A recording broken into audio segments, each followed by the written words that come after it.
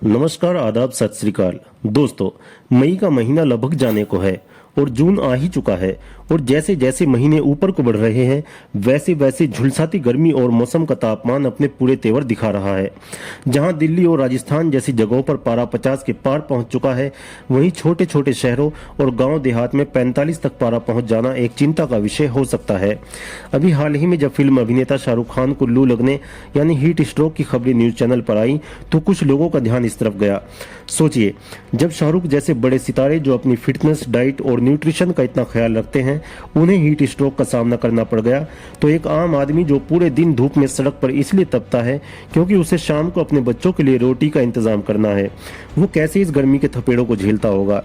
बात देश की हो या विदेश की, सरकारें रेड अलर्ट जारी कर देती हैं और आमजन को घरों में बैठ जाने की सलाह दे देती हैं, लेकिन वो बाप कैसे घर में बैठ सकता है जो अपने बच्चों के लिए पूरे दिन सड़कों की धूल छानते हुए रोटी का जुगाड़ करता है। जितना ये चिंता का विषय है, उससे ज्यादा चिंता का विषय है मौसम विभाग द्वारा दिए गए वो आंकड़े जिसमें बताया गया है कि अप्रैल माह में हुई गर्मी ने पिछले 100 साल का रिकॉर्ड तोड़ दिया है और अगले कुछ महीनों यानी मई, जून और जुलाई में भी गर्मी अपना और रंग दिखाएगी।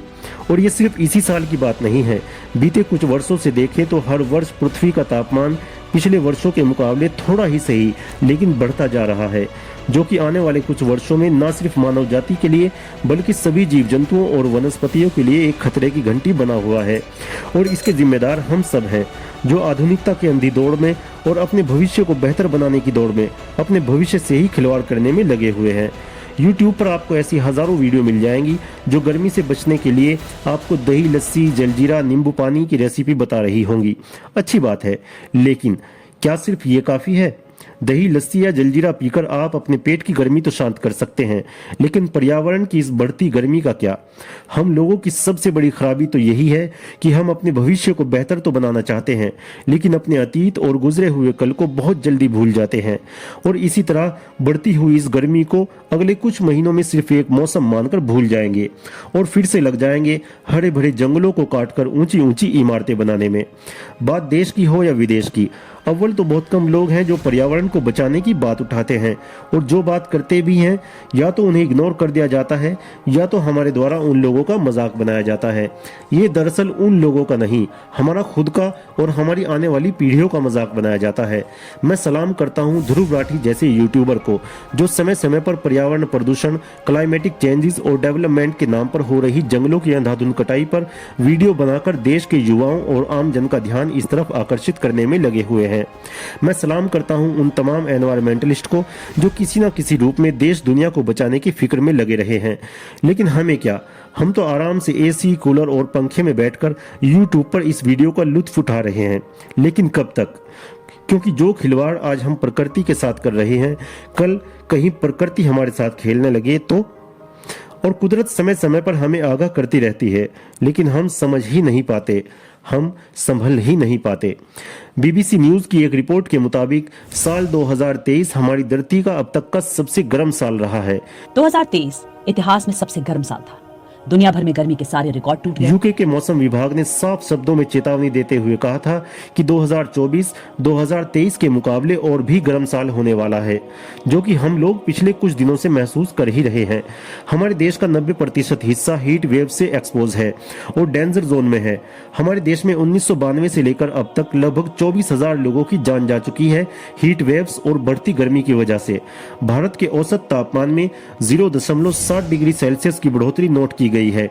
मिनिस्ट्री ऑफ अर्थ साइंसेज के अनुसार तापमान में थोड़ा सा बदलाव बाढ़, सूखा पड़ने, ग्लेशियर के पिघलने या बादल के फटने जैसी प्राकृतिक आपदाओं की वजह बन सकता है। और देखा जाए तो पिछले कुछ सालों में हम कहीं ना कहीं इन आपदाओं को झेल भी रहे हैं। पिछले साल आईएमडी के अनुसार भारत के 122 साल के इतिहास में 1901 यानी जब से तापमान रिकॉर्ड करना शुरू किया गया 2024 तक, मार्च 2023 अब तक का सबसे गर्म मार्च का रिकॉर्ड किया गया था, जो कि चौंकाने वाला है। एक रिपोर्ट के मुताबिक बीते 50 सालों में पृथ्वी का तापमान पिछले 2000 सालों के मुकाबले सबसे ज्यादा बढ़ा है और आने वाले 50 सालों में 3 से 4 डिग्री सेल्सियस बढ़ने की संभावना है, जो कि एक बड़ा नंबर है। 1850 के बाद से पृथ्वी का तापमान हर 10 साल में 0.06 डिग्री सेल्सियस की दर से बढ़ रहा है और हम और आप में से ज्यादातर लोग एसी, कूलर और पंखे के सहारे जैसे तैसे ये 4-5 महीने काट ही लेते हैं। लेकिन बड़े बड़े शहरों में रहने वाले मजदूर, वर्कर, मेहनतकश गरीब लोग जो मजबूरी में तपती धूप और लू के थपेड़ों के बीच काम करने को मजबूर हैं, जिनके पास एसी, पंखा तो बहुत दूर की बात, सिर छुपाने के लिए छत भी मैसर नहीं है, ऐसे लोगों के बारे में सोचकर देखिए जो हर साल बढ़ती गर्मी और हीट स्ट्रोक से हजारों की तादाद में अपनी जान से हाथ धो बैठते हैं। इनडायरेक्टली ही सही, लेकिन कहीं ना कहीं इस सब के जिम्मेदार हम सब हैं। वीडियो में आगे जानेंगे उन कारणों के बारे में जिनकी वजह से साल दर साल पृथ्वी का टेम्परेचर बढ़ता जा रहा है और चर्चा करेंगे उन उपायों के बारे में जिन्हें अपनाकर हम अपने लेवल पर ही सही पृथ्वी और पर्यावरण को बचाने में सहयोग कर सकते हैं। वीडियो में आगे बढ़ने से पहले वीडियो को लाइक और चैनल को सब्सक्राइब जरूर कर दीजिए, क्योंकि एक वीडियो को बनाने में जितनी हम सोचते हैं उससे कहीं ज्यादा मेहनत लगती है और आपके एक लाइक और सब्सक्राइब करने से हमें और ज्यादा मेहनत करने का हौसला मिलता है। अब सवाल ये उठता है कि पिछले कुछ सालों से इतनी गर्मी आखिर क्यों बढ़ती जा रही है। इसमें कोई शक नहीं कि जिस स्पीड से पृथ्वी का तापमान बढ़ता जा रहा है तो आने वाले 100 सालों में हमारी ये पृथ्वी मानो आग का गोला बन जाएगी। दोस्तों, जब हम पृथ्वी के बढ़ रहे टेम्परेचर का जिक्र करते हैं तो सबसे पहली वजह हमारे सामने ग्लोबल वार्मिंग या ओजोन लेयर ही मुख्य रूप से आती है। देखा जाए तो सिर्फ देश में ही नहीं, पूरी दुनिया में डेवलपमेंट के नाम पर ऊंची ऊंची इमारतों की संख्या बढ़ती जा रही है और पेड़ों की अंधाधुंध कटाई बढ़ती जा रही है। जितनी रफ्तार से दुनिया में डेवलपमेंट बढ़ रहा है उसी रफ्तार से पृथ्वी का तापमान भी। ग्लोबल वार्मिंग से तापमान बढ़ रहा है, इसमें कोई शक नहीं, लेकिन इससे बड़ी वजह आज के दौर में कंक्रीट से बनी ऊंची ऊंची इमारतें और तारकोल से बनी सड़कों के जाल बने हुए हैं। लेकिन बात अगर सिर्फ भारत की करें तो इन सब कारणों के साथ साथ हवाओं का रुख भी कभी कभी मौसम को गर्म करने का कारण बन जाता है, लेकिन ये शायद चिंता की बात नहीं है। दोस्तों, देखा जाए तो पिछले कुछ सालों में भारत की गर्मी ने सऊदी अरब और अफ्रीका के कुछ देशों को भी पीछे छोड़ दिया है।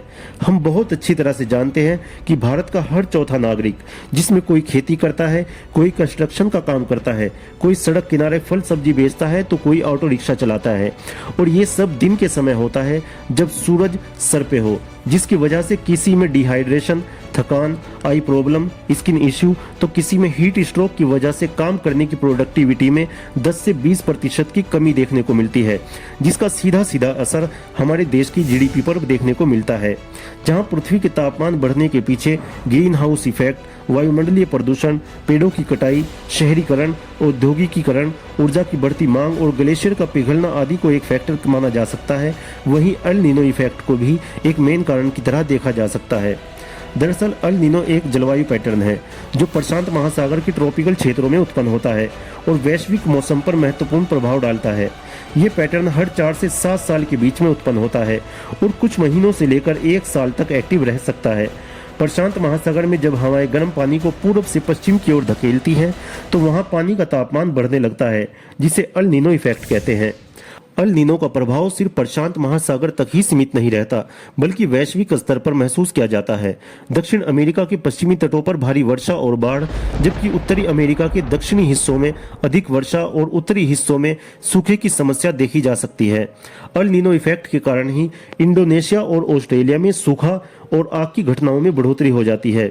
2019-20 में ऑस्ट्रेलिया के जंगलों में लगी आग आपको याद ही होगी, जिसे आज भी ब्लैक समर के नाम से याद रखा जाता है। इस आग ने ऑस्ट्रेलिया के कई हिस्सों को प्रभावित किया और एक बड़ी संख्या में वन्य जीवों, घरों और इंसानों को नुकसान पहुंचाया था।